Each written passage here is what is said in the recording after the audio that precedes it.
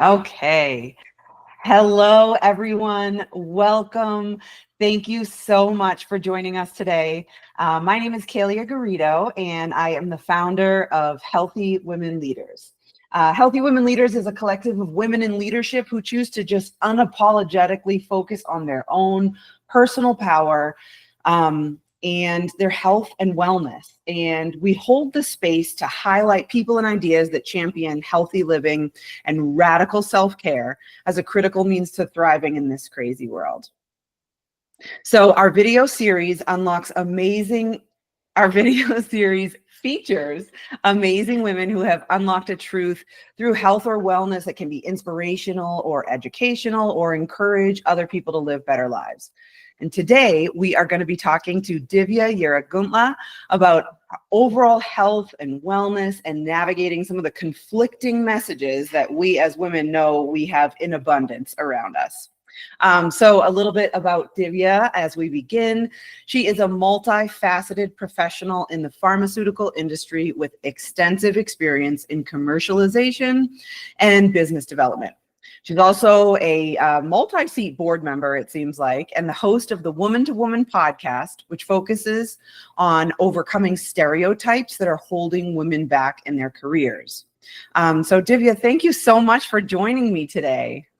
Thank you for having me, Kaylee. I'm so excited. I'm so excited too. So I was just saying before we hit record, I feel like I learned something new about you every day. And my first question for you is like, it's around that kind of concept of, or maybe myth of balance, which is, you as a pharmaceutical executive, you've built up this really illustrious career. But I know that you're also heavily focused on your own personal health and wellness practices. So I keep wondering, and then right before we started the session today, I find out that you are the author of 12 books, 12. Amazing. So that's the question is, how are you able to find these extra hours in the day that I feel like the rest of us don't have access to? So first of all, thank you for that really great introduction. I couldn't have, I'm like, oh, is that me? But thank you for that. I think it's a question of work-life balance over time, right? You don't achieve everything in one day. So whether it is understanding the importance of your wellness kind of came late in my life. First part of my career was really working to build my career, right? Making some of those building blocks. And then I realized, okay, I need to focus on my health. And then that kind of started adding another layer to my day. And then, and I'm still working on it, finding boundaries. And you stop doing something and then start focusing on something else kind of really helps as well. But I would say you can't have everything at the same time, right? It's a long game. It's a marathon. Yeah. You have to strategize and you have to understand that one day maybe it's less about your personal wellness, but then more about work. The other day it's a little bit, because you have a relaxed schedule, more about your personal wellness, and then maybe something that you have a passion for. I'm a big subscriber of multiple sources of joy, right? You have to have multiple things you're doing in your life, because some things may bring you down. Maybe work is really heavy, it's bringing you down, but at the same time, maybe you have a passion for running and a really great run makes you feel good that day. Or maybe you love a sport, playing that sport, having some kind of a creative outlet, maybe you paint, maybe you sing. Having all of those different sources of joy, you will definitely have one source that is coming through for you for that day, so that every day doesn't seem like, I am down today or this is not working out, but then something is always pulling you back up to do the best. I love that. So you touch on two concepts, and I completely agree with both. One is that you have to take balance from a higher perspective. I find that too. I can't balance. I have difficulty balancing a day. One day, like right now, for example, I'm in a big work push. We've got a lot of projects that are coming. We're planning a conference. We're doing a lot of things. For the last like 3-4 weeks, I've been really flexed into work, like a lot. The way that you don't kind of like, lose your mind a little bit is that you take balance from a higher level. Around the holidays, we had a lot of time off. Like that was, so I kind of put some I put some deposits into the savings account of my balance, and now I'm withdrawing from it. And then the second thing that you mentioned that was so important is having like your passion projects. And I think instead of just having them, it's actually dedicating time to doing them. And that can be one of the hardest things, especially you're in a big work push, like I am right now. It can be difficult to find the time to do those creative projects. So when and I know you travel a lot for work, for me, that's one of the times where I feel like my passion projects or my health and wellness will probably take a little bit of a dive as I'm on a busy work trip. So how do you manage like that specific situation? So it's interesting, right? When I travel, I always pack my gym clothes and my running shoes first, whether I use it or not. I always pack that first because at least it gives me the motivation once I get there. I've started doing this, any city I go to, I will go down to the concierge and then find out a good running path. Mm-hmm. Get to know your city running, or you have those rental bikes. Take a bike and bike through the city, just so you get to know a new place, but you're also getting your exercise in and you don't feel like you've completely slacked, right? Mm-hmm. Because it's very easy to, again, go from meeting to meeting, especially in conferences, and then lose sight of it. So having that up front, so the minute you open your suitcase, you have something, a big reminder, okay, I need to do something. That really works. The other piece is, again, a lot of people do that now. You have walking meetings, Mm-hmm. you take a call, just get out, take a walk, especially when you're in a city that's new. Even just sitting outside the conference room, looking at the skyline, absorbing a new place kind of really helps. Yeah. But again, another piece of it is also finding people. And I've done this, like, just go down to the gym and you'll find somebody who's also working out, or somebody just getting to know people as well. Because again, that's another great place to make connections. You're all there for the same reason. So you're in the same field. So instead of waiting for a happy hour cocktail, all these extra liquid calories, burn some calories and network. So those things definitely help. Yeah, I love that. That really puts it in perspective. You could meet somebody that's just as great of a contact that you would meet on the conference floor. You could meet that person at the gym, and then also you already know that you share something in common. You're like-minded, and then you always have that vibe. I love that the vibe of where people are doing things and they're kind of they're working on themselves too, and that's an important way to manage it. And I love always packing your gym clothes, even if you don't use it. And that is like really, that's critical. And I've heard you say that at least twice now, which is like, let's just be honest, it doesn't always work out, and that's okay. And there's a little bit of self-forgiveness in that. You do your best, right? Like that's it. Exactly. You do your part and try your best. Right. And results will come. Maybe not today, maybe not tomorrow, but at some point they will come. Yeah. Just having that mindset that you have to do your best and try your best. Right. Sometimes for me, like if I can't get to that gym and wherever, or if I'm in an Airbnb and the gym isn't available, and running is so hard for me, I need to have a whole nother conversation with you on that.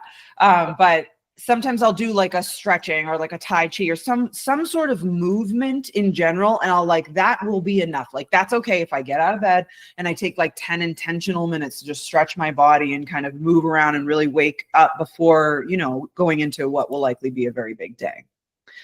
And I know I have friends who meditate in the morning. Yeah. That's part of their routine. I have tried, but honestly, Kalia, I am not good at meditating. I've tried. I'm still trying. I'm in a work in progress. But some of my friends do that. So even when they're traveling, I know we can't have a breakfast meeting until 7:30 because they have their routine. They will actually meditate. They will do some yoga. So I think it's just coming up with what works for you. Yeah. I love that. I am one of those meditators. You see, I can do in the morning. I love that. I have a meditation practice in the morning that's been part of my life for I think about the last maybe 10 years or so. And we're talking about 5-6 times a week, maybe sometimes 7. And it's because it works for me 100%. It's because I wake up clear, like for the evening meditation. Oh gosh, I would fall right asleep on the cushion. So yeah, finding what works for you. Okay, so let's take a little bit of a shift then. When we were talking and kind of gathering ideas for what we should talk about today, we talked a lot about conflicting messages for women, that a lot of business women or women in general will have something that, you know, the message, you can have it all, you can do it all, you can be the career mom, you can do that. And then also on the other side of that, but don't ask for too much and make sure you're really showing up for your work. Like you can have your family and your career, but don't bring your family too much into the workplace. Like we don't really want to know what's kind of happening there. So that's just one example. I know there's a lot.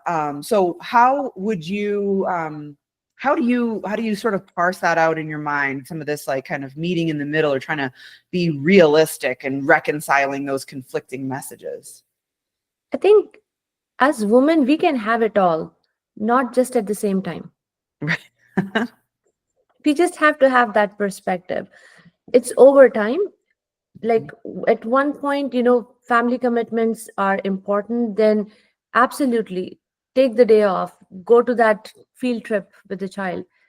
But then if there's an important meeting, you're going to miss it, and it's okay. Mhm. Like, don't put that pressure on yourself to say, oh my God, I have to be at this meeting. I have to be the one presenting, but I also don't want to miss the, field trip with my kid. Like, it's okay. Sometimes some give, some take. It's fine. And Mhm. also sometimes we feel, especially because I do this, right? I speak to a lot of women leaders in my podcast. And the one consistent theme that comes out is growing up in our career, we all felt so guilty Mhm. about missing family time, about missing some important meeting. And in the bigger scheme of things, it doesn't matter. Yeah. So it's okay. If you had to miss a big conference because you had a family vacation already planned for it, don't think that's the end of your career, Yeah. because you are worth it. Your value to the company is a lot more than just attending one conference or one meeting. Mhm. And I think we measure ourselves in every deliverable. Like we Mhm. have to be the best in everything we put out there, whether it's our time, whether it's our presence. It's okay to slack once in a while. Mhm. Overall, your value does not diminish. So you have to decide what's important for you at that point of time, whether Mhm. it's family, whether it's, your own personal well-being, whether it's the company, your job, your career. It's okay. You will have it all at the end of the day. Mhm. Again, when I say my books, I haven't written anything in the last 5 years since Mhm. COVID hit. Yeah. There was a phase where I had some time and I would actually sit through night till 2 o'clock to get my chapters done, do it. Mhm. But that was a different phase. Right now, I don't have that kind of time. So it's okay if I haven't written in 5 years. I'm working on one book as we spoke, Mhm. and it's taking me a lot of time Yeah. because I just don't have the time to put aside and say, this is what I'm going to focus on. Because Mhm. right now, that's not my focus. Yeah. Right. So I think we just have to decide. And one thing I would say, we need to start realizing we cannot stress out so much about everything. We put the most pressure on ourselves, I think, Mhm. more than anybody else. And so we need to let go of this feeling of being a perfectionist in everything. Mhm. Sometimes 80% is good enough. Yeah. I love that. So let me ask you a question. I'll like kind of go a little bit deeper into that. I I love and agree with what you're talking about. Like don't stress out about it as much. Like it kind of all shakes out in the wash. When I was young in my career and I was a young single mother, so right out of college I had my son and I was building my career and my I had a baby at the same time. That was a time in my life where I did not feel empowered to like be able to like lean into the motherhood side of myself, be able to like, say, oh, sorry, my son is sick. I'm not going to be able to come in today. I would dance around it. I feel like that empowerment for me came with the escalation of my roles at different companies over the years, and I struggled with that a lot in the beginning. What advice do you have for somebody who might be at the beginning of their career and are really just trying to kind of make strides on the career ladder? That's a great question, Kelia. I think the key is, as leaders, we have to make sure that our teams feel comfortable coming to us. Mhm. telling us that, okay, this is important for me today, this is what I'm going through. And it's up to the leaders. Now, if you are that person new in your career, I would say find such a mentor or a leader Mm. who kind of gives you that perspective. And it has happened to me multiple times where somebody is stressed out, like you can see it, but they're not saying something. Yeah. Then you just call them separately and ask them, hey, what's going on, like, Mhm. what is it that's bothering you? Because at the end of the day, it is really the leader that defines the culture of a team. And Yeah. I think making sure that your team members, your extended teams, can come to you and discuss this, because at the end of the day, it all affects productivity. Mhm. A person who's distracted, not happy, is not 100% productive. Mhm. As a leader, that's your responsibility to the company, not just your team, to make sure everybody is happy and being productive and collaborating the best Yep. way. Oh, So it's I up to love you. that. But find somebody. And I think we don't ask for help either. Mhm. That's another very, very common trait. Like, we want to do it all ourselves and get that, appreciation from people to say, oh my God, that was impossible. How did you do it? We Mhm. don't need to prove anything to anybody. Ask for help, build a support system, ask for help, because people want to help, but Yeah. nobody can read your mind. If you don't ask for it, half the time, people don't know what's going on in your life. Mhm. So be open, ask for what you need, and 9 times out of 10, you will get the help. So Mhm. sometimes, again, taking that stress off of our own shoulders and distributing it will help us more than anything. Wow. And you bring up a great point about kind of around the way that as leaders, like I have gone through that early stage in my career. I built it up to a place where I feel very empowered and I'm able to use my voice. I can look to my team and make sure that they're doing well. But also, opening up the door for vulnerability, to be vulnerable and to be authentic as a leader creates that space for your team to do the same. And I've always felt, I think one of the, best managers that I've ever had was I don't even think I'd professionally reported to a woman until very late in my, kind of like my late mid-career. I didn't even report to a woman. And all of a sudden I had this Wonder Woman and she like cried in a meeting and I couldn't believe it that she was showing that kind of emotion. And I felt so connected to her. And it also made me feel so clearly that that was the way I wanted to lead too. I wanted to be able to just be up my whole self and show my team that that is what I would like them to do as well. And we do that by modeling by example. Exactly, exactly. And that's another thing too. You have to make sure that you are showing your side that you want to see from Mhm. others as well, right? Be your authentic self. Yep. And sometimes if you see that modeled in front of you, it gives you encouragement to be Mhm. authentic, Right. knowing fully well it's acceptable and it's not frowned down upon. I think that's the biggest fear women have, to say, oh my God, what would they say? What would they think? As long as we as a leader can show that, I think that helps.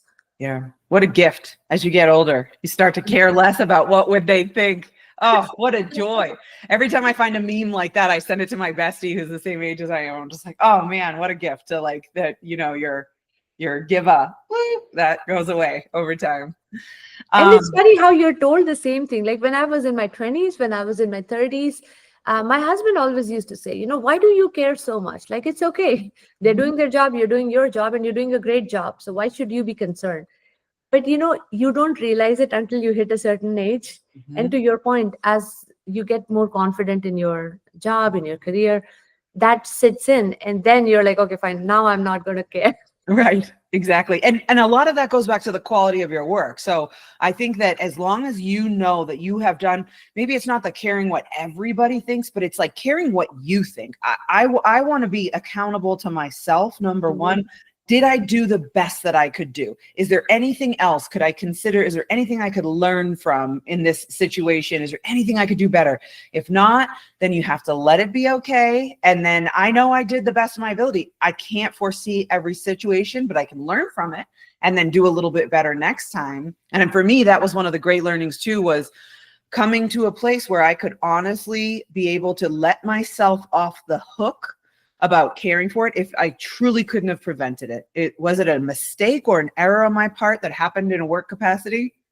And if it was something that I could not have foreseen or that was not within my control, I got to a place over time of being like, I now get to not like stay up all night and run through different scenarios of how this could have gone, because there was nothing different that could have happened. And there is another concept, I don't know if you've heard of it. It's called a decision fatigue. Okay. And women suffer more from it than men because we make more decisions in everyday life than men do. Like, what is the child going to wear? Men don't care. It's fine. Right. Wear something, get out of the house. No, Yeah. we want to be specific.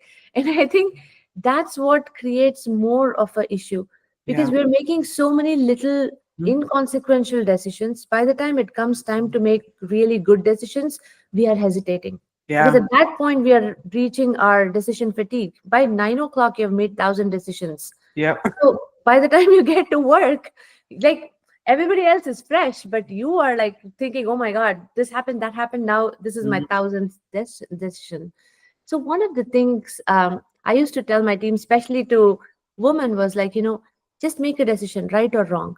Mhm. Just make sure you're making more right decisions than wrong. Yeah.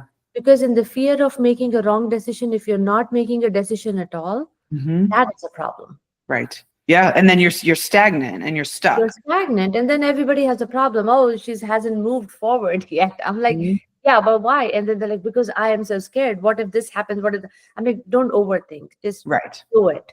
And Yep. then we're all here as a team, right, Right. to support each other. And if it turns out to be a wrong decision, there'll be somebody who'll raise a concern, and then we'll figure it out, but at Mhm. least move forward. Right.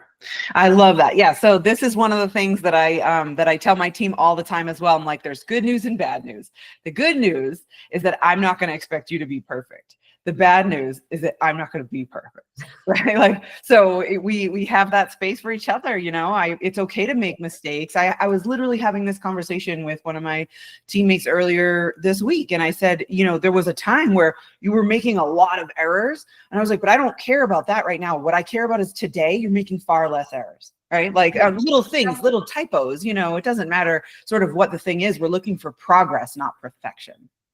Exactly. Make an error. It's okay. Making mistakes is what makes you better. Just Mhm. don't make the same mistake again and again.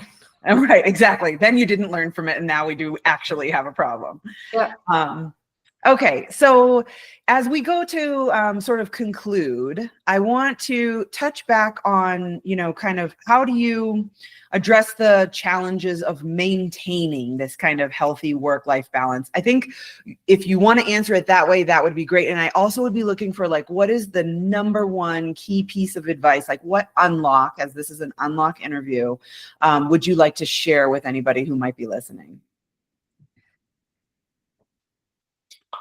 I would say have realistic expectations. Mhm. Like, just think through when you set expectations, whether for yourself or for others from you or even from others, just set them realistically. What's possible? You have only 24 hours. You already have prior commitments. What can you get done in the best way possible? And it's okay to just do two things in a day. And I have I have like coined so many terms for myself. I have days called noodling days, right? Yep. It's like a noodle. It has no shape, no plan, nothing. It Mhm. just goes anywhere on your plate. Mhm. I have my noodling days from time to time Yeah. where I have no plan, and everybody at my home knows I'm not going to do a thing that day. Yeah. Unless I feel like it, I might do something, but no expectations from me. Mhm. And we all are allowed to have a noodling day. It just recharges you, and that just sets you free. No expectation. I don't have to do anything unless I want to do it. And then the next day you get back to schedule. And I think we all need that slack. When you have like big boards or big what are these called? Oh my God. Banners. When you Mhm. have big banners and they're held tight, they break. So Mm. they usually put holes in it at key places. So the air can keep going back and forth. So there is not enough pressure where it gets to a breaking point. Mhm. We are just like that. Our lives are like that. You need to introduce those holes intentionally Yeah. so that you're not getting to a breaking point. So I think That's what is my unlock. It's okay to have a few days where you just do nothing. Yeah, I think that's so brilliant. And calling it that, like identifying to yourself, it's not the, oh, I have this list, maybe I'll get to it and maybe I won't. If I do something like that, I feel that I'm caught in this sort of mental loop of, okay, well, after this, I'm going to do that. And after this, I'm going to do that. But if you just call it what it is, it's a noodling day. Like right from the start. I love that. I'm going to have more noodling days. Those can be really hard for women to have. It's very hard. It's like meditating. I Yeah. can't keep my mind. I'm like, oh my God, but that needs to get done. Oh, I have a free day. Should I go finish this chore? Then I'm like, nope, it's my noodling day. I Oh, am not gonna do. I'm totally adopting that, Divya. That's an amazing thing.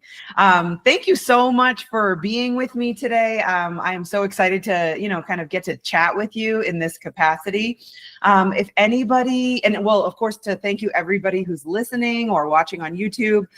If you want to follow along with Divya's journey, the best place that they can find you is at your podcast website. Is that correct?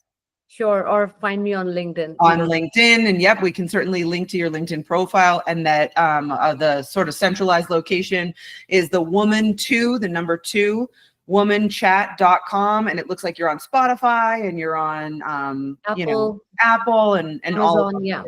Amazing. And then of course you can find Healthy Women Leaders and more about us at healthywomenleaders.com. And we wish everybody a wonderful day. Thank you so much for joining us. Thank you for having me, Kelia. Thank you.